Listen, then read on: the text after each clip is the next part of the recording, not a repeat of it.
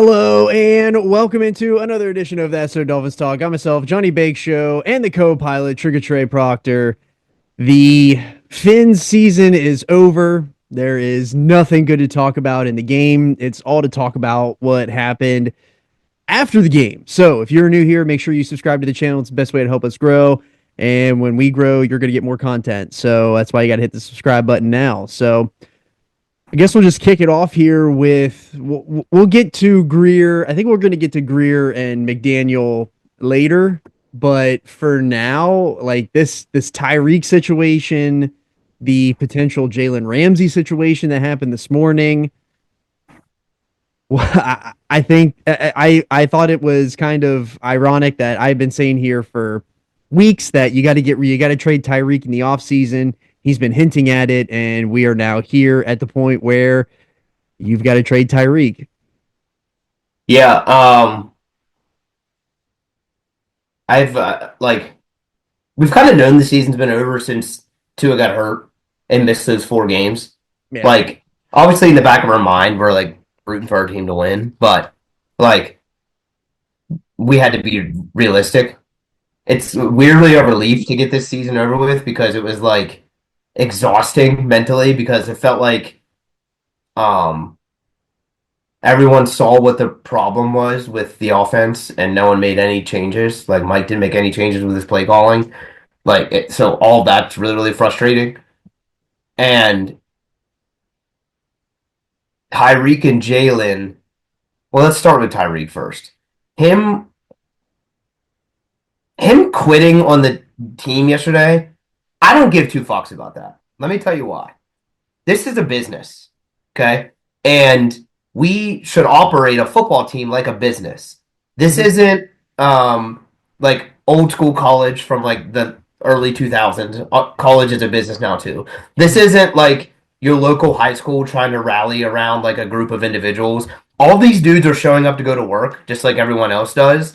And when they feel that putting themselves on the field is not what's best for their business, oh well. Like I, you could easily say he quit on the team. I was also standing in my living room saying pull every single starter the second that the Broncos were done, Yeah. or the second that the Broncos were winning, because we saw at the end of last year Chubb get hurt and miss an entire year. Cameron Good got hurt, basically missed an entire year. Yeah. So I envisioned that happening again with one of our core players, whether it be Acham, whether it be Brewer, whether it be Sealer, the list goes on of guys that like I want to still be on this team that I don't want to lose. So I think where people blend this too much is that with the NFL, I have to reiterate, like they don't care if you have like this passion for the game of football. Like we all have that, Yeah. but you can't expect people making billions of dollars to want to put themselves on the line when everyone in the stadium knew that the season was over. So there's that piece. He's frustrated. He pulled himself, whatever. The next piece is the follow up after the game. And it was very evident that he was speaking out of emotions, and you knew he was. But it was also evident that he was still trying to hold some shit back. Like, there was some other shit he seems like he wanted to say, and he like walked away and then like said it tongue in cheek on the way out. So I just think there's a lot of layers to this, and I also know that the other piece of this being a business is Tyreek. You can one out all you want, but you could just sit there and eat your fines, just like On what's Reddick. his face did. Yeah, Hassan Red. Like, go ahead, sit there and eat your fines. Don't play football. We're not going to trade you, and no one's going to eat that dead money. So, like, that's got to be the mindset that the team has going into it. He has to either agree. Like, there's going to be a lot of back and forth. I think Drew Rosenhaus is going to have to step in. Seems like he's already going to.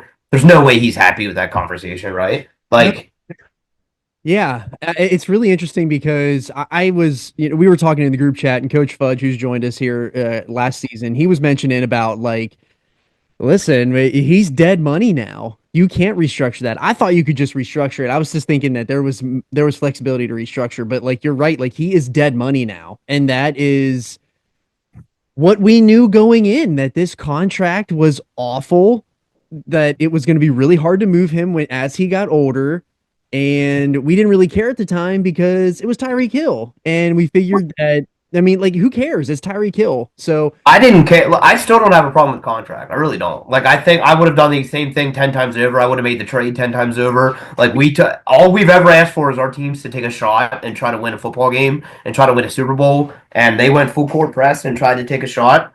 And it didn't work out. And, like, I think Tyree got exposed in terms of like big moment play. Like he's not a big game player, man. Like, and I know he's won Super Bowls, and people are going to say blah blah blah.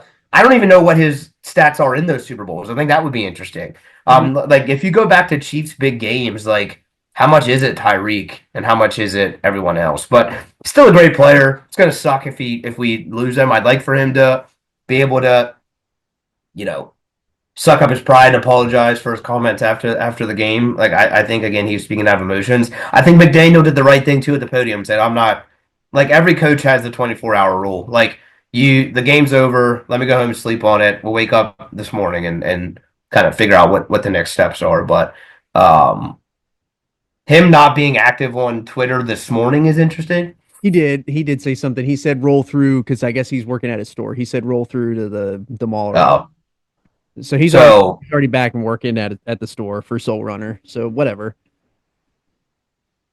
I, I don't know. I don't know what there is more to say. I've been saying for months you got to trade him because there's if we're looking in a scheme perspective and big game production, Tyreek, yes, Tyreek is a incredible tool that like you there's no arguing and denying that. But fitting in this offense right now, he's too gadgety. I personally feel that he was a detriment to last season because it was not chasing to get to the playoffs, it was chasing getting Tyreek 2K. And mhm. I think that this year, which we're going to get to here in a second, but this year it was pretty obvious that teams hadn't figured out and he didn't have an answer for it and he wasn't healthy to care. Yeah, So, he like, and that's the thing. Like I said this last night to you guys. Tyreek is a scheme open player, or he is a scramble ball player. Okay, he's not a polished route runner. Like he's so fast that he makes people look funny, but he's not a polished route runner. He's not running routes that will force a cover two safety to drop out of their zone in a different location or cause the defense to be confused about what route he's running. Like he's running a route, and if the scheme doesn't get him open, he's probably not going to make a contested catch. He might, but 9 times out of 10 he's not. yeah. And that like if that scheme doesn't get him open, his route running is not going to get him open. Then the next step is, hey, quarterback scrambles around and finds him downfield, a la Mike Wallace with Ben Roethlisberger. I mean, he saw what happened with Mike Wallace when he came. Same, not that I'm not saying Tyreek and Mike Wallace are the same person, but it's the same principle. They weren't great route runners. Scheme get him open or buy time to get him open. So I'm Tyreek, saying that only because yeah, we lose the threat of the Tyreek speed, and we lose the threat of at any point in time he can change the game. But like that's still supposed to be Jalen Waddle, and Malik Washington has come on late. And like at some point, like I just said, this is a business. If you have an asset that does not want to be a part of the business, and keeping him around is going to do nothing but harm the business, you got to do something to get him out of here. And that's the and if anyone else wants to go with him, you don't beg players to stay here. Like no. that's the culture that we have to have. You either want to be a part of this team or you'd like to go somewhere else. And Hmm. that's okay. It's your business too, but we have to run our business the way we run our business. Yes, and I think that reestablishes some sort of culture, kind of, but that leads us to like Grier and McDaniel are back, and that I have been saying here. Like, listen, we want Grier gone. I want McDaniel gone, but the reality of the situation that we have literally been saying on here for over a month now, since we were 2-6, is that they're running it back, and internet does not care about that. And like, listen, like they were always running it back. They were never getting rid of Chris. They were never firing. Yeah, that was never happening. They were never firing McDaniel. As much as I want McDaniel gone, I don't like. I cannot stand seeing screen pass left, swing ball right, screen pass again, three His and play out. calling's horrible. It's His play horrible. calling's horrible. Horrible. And he's never going to change it. He has too much of an ego to let it go. He needs his hands all over it. He will not delegate the offensive responsibilities. He's never going to do that. It is what it is. We are here, and listen, we were 8-9 this year. The season was over after week 2. We got to give them credit for at least fighting back to get to a spot where like they had a chance to get in, but that doesn't matter because I mean, you, it's yeah, it matters. It matters in terms of like showing that maybe he's a little bit more of a like a leader than maybe he portrays. Like I think or do we whatever he's or do we put that on the players like Calais Campbell and all them? Because Calais Campbell, he ain't coming back. There's not a chance. If you are on Twitter and you were sitting there saying that Chris Grier has to sign Calais Campbell, he ain't coming back. he's not coming back, and neither is Calais. Not only is Calais not coming, but neither is Calais. Whatever. Neither the He gone. You're right. Yeah, he's gone, and that's a good point. Like it could be the players leaving the locker room, but like you would assume that player would had been Tyreek because it seemed like he had established a leadership role. Like he was very vocal about like staying within the season and like he was the one that unless it just seemed like maybe that was all fake, I guess, which kind of sucks. But like It felt fake. regardless of who the lead somehow McDaniel and the leadership of this team was able to galvanize the team enough to fight back to a 500 record and a chance for the playoffs at the end. What's funny is the Bengals, similar situation, same record, and they are a team that no one's down on. No, because they can score 50 points at any given point, and the Dolphins can score maybe 20 fighting for their fucking lives.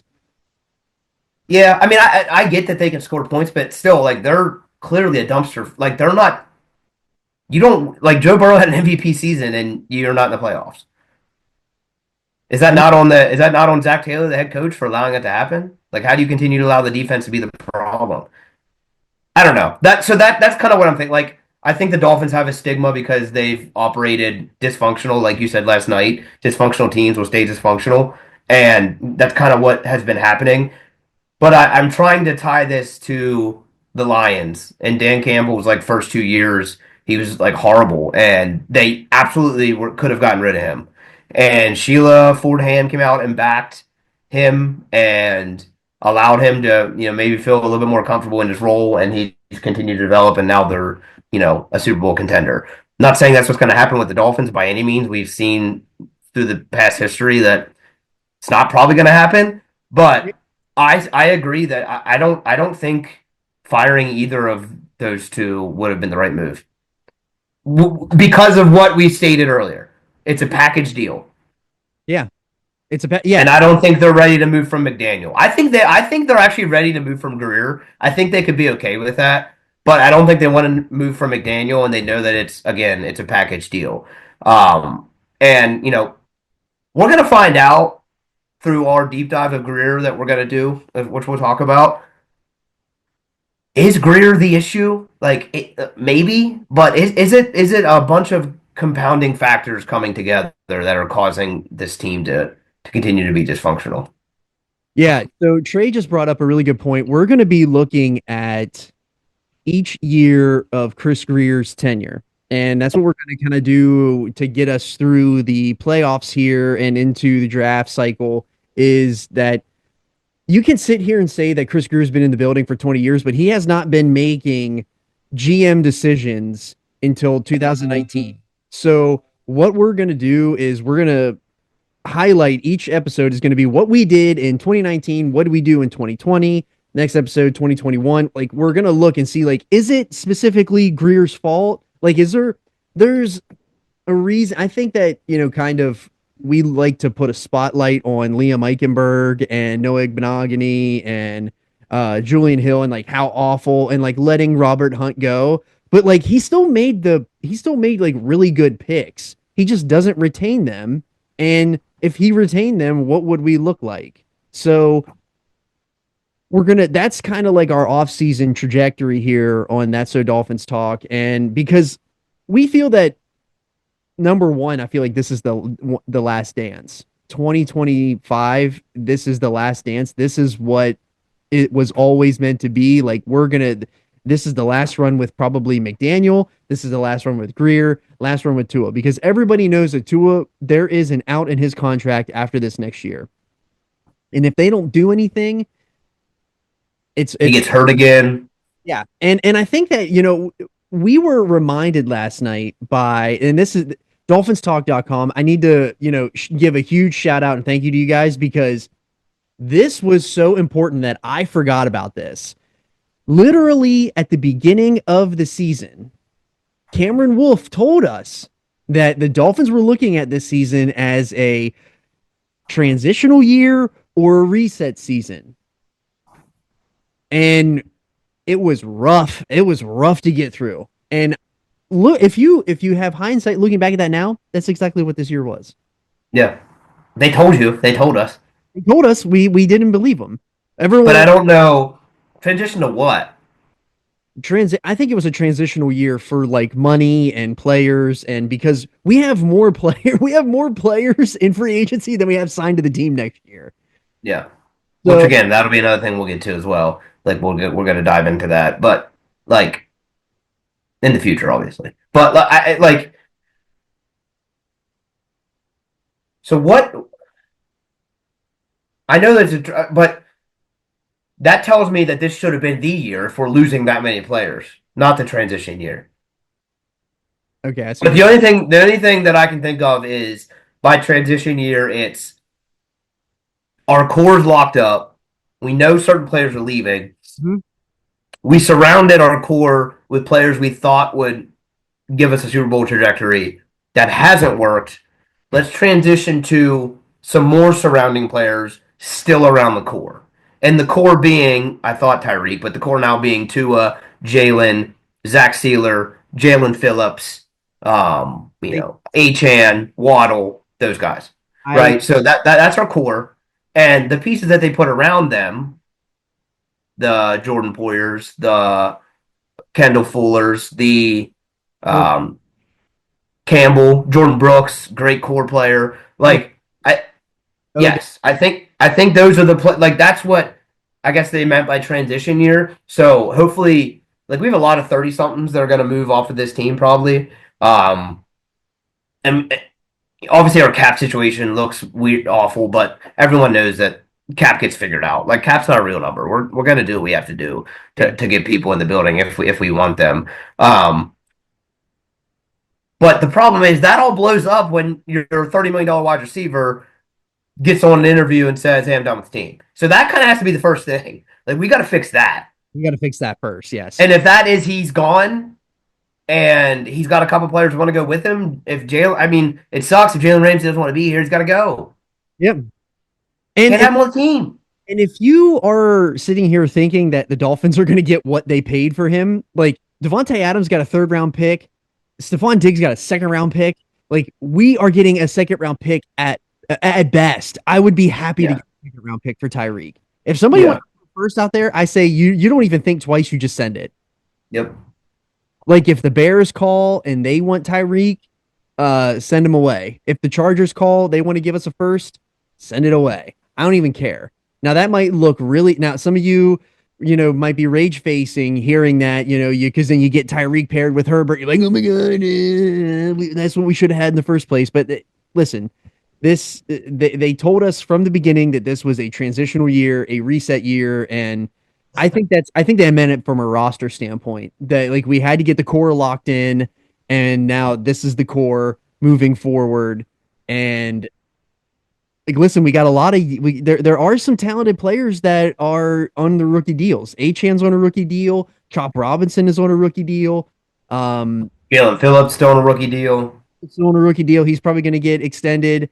Um, so I mean, there isn't a lot, there isn't a lot that's on a rookie deal anymore. I mean, we're kind of hit that we're at the phase of the reset and the rebuild where we are. I think that's perfect. We're at the phase of the rebuild where we are transitioning to the rebuild is now the core. Yep. So the core is here, and it's going to be what we put around it. But again, if you had Jalen Ramsey and Tyreek Hill as a part of your core, and now they seem to want to go. The I don't change. know if that come. What do you do now? Like, you know what I mean? So you got to find two new core pieces, because you have missed on, you know, a Cam Smith that would have been a good replacement for Jalen. Obviously, hindsight's 2020, but those are just some things that again we're going to look at as we go through the year. My question is in Ross's statement yesterday, he put that like status quo will not be the same. We're going to look at where we failed, and make changes to that.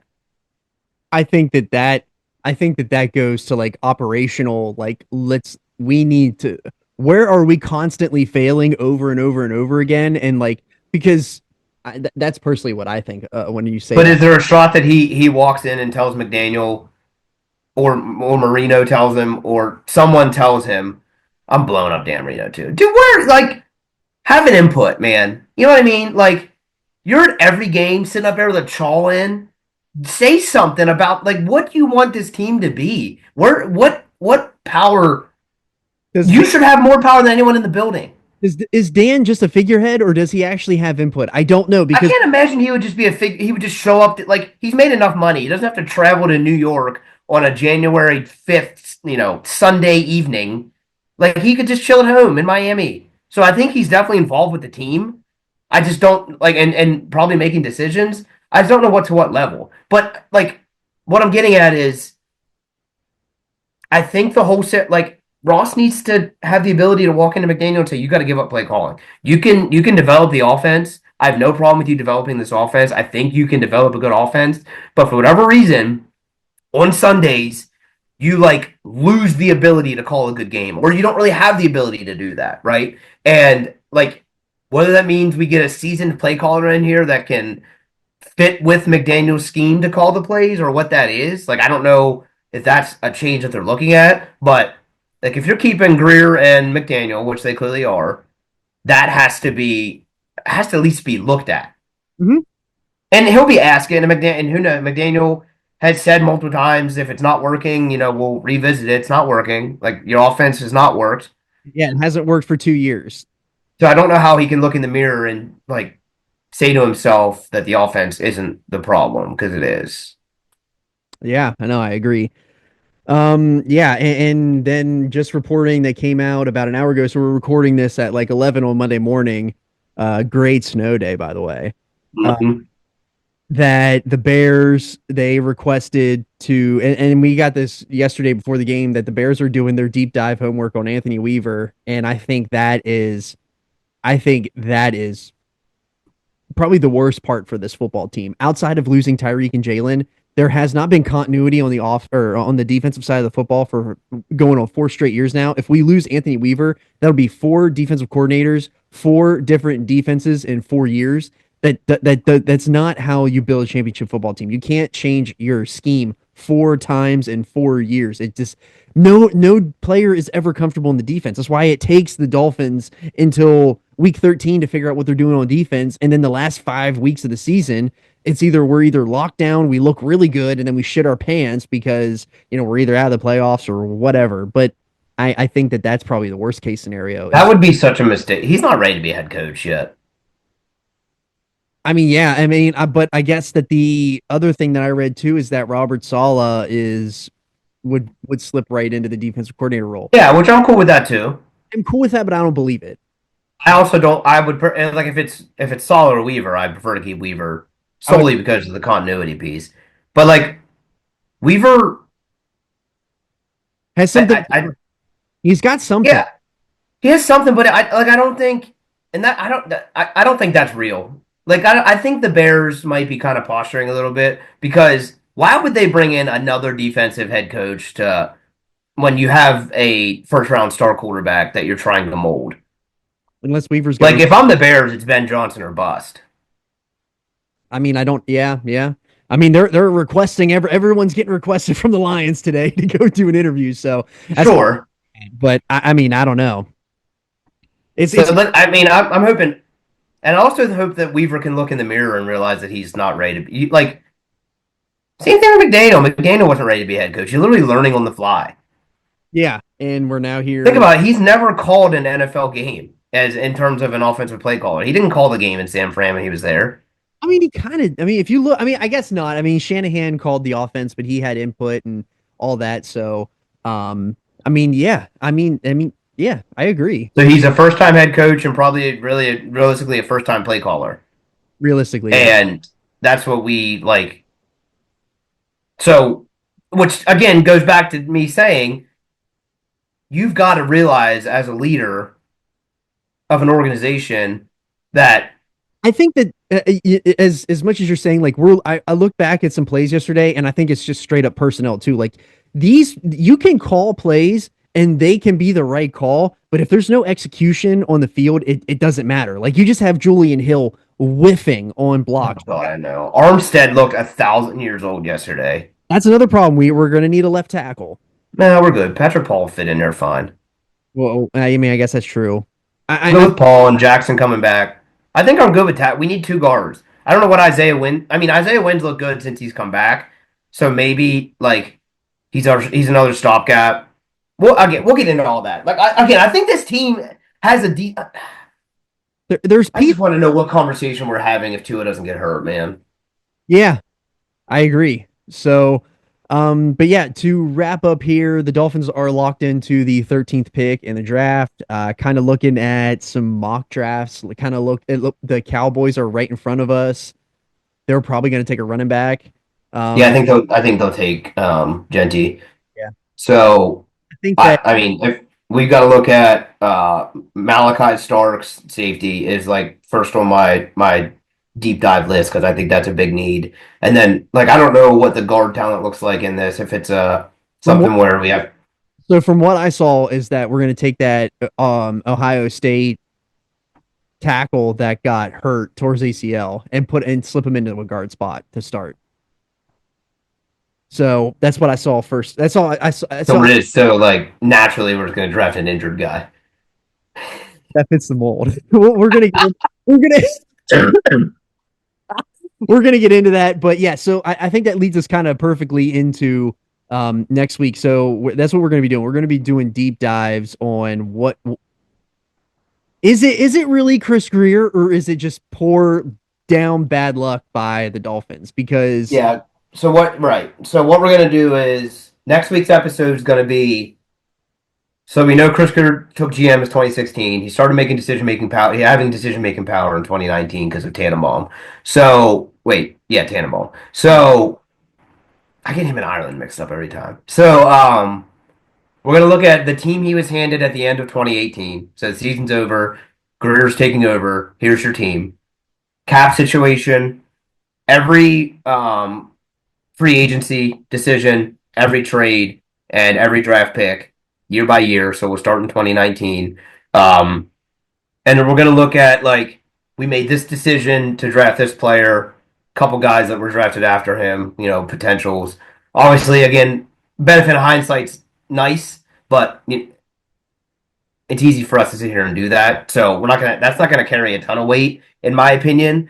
But what is going to carry a ton of weight is what we did with the Tunsil trade, and the moves that we made in this rebuild and the core that we created and then what we did around them. So that'll be, starting in 2019 all the way to present day, which will lead us into draft talk, which will then lead us into free agency and what we're doing with the rest of this team.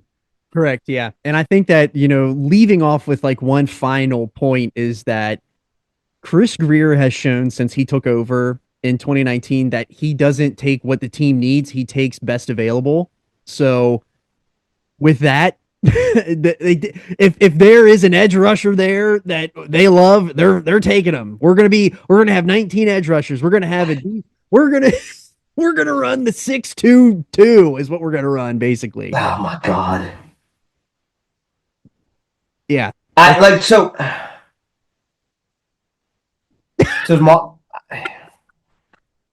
The mock draft has us to basically they're going to have Genty go right before us, and then we're going to take, we're going to take a tackle or something. Which I mean, that's what we need. We need offensive line. I love O-line. I prefer not to be a guy that just tore his ACL. I prefer that too.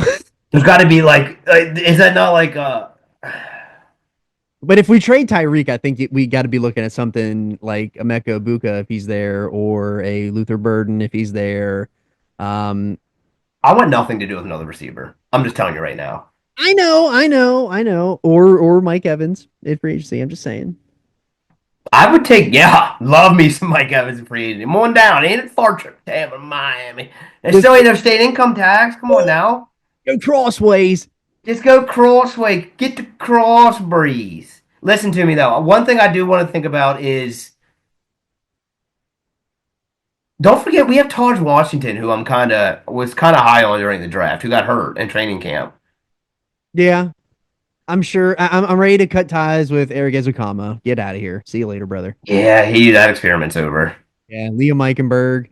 Hopefully, you're selling insurance by the time this posts. I hope him and Jesse Davis are both playing guard for the same team next year. Oh my god. So, all right, well, that's a wrap on the Dolphins season. We're now moving into the off season, and so yeah, exactly what we're doing next week. We're gonna be taking a look at Chris Grier and pretty much why that he is going to stay a GM. Why this is the last dance. 2025 is the last dance. So we'll show you why he was kept for another season. So with that, fins up. Fins up. Or down. Kind of down. Or kind of down. A little down. I'm in the middle. We're in the middle. Fins in the middle. Fins in the middle.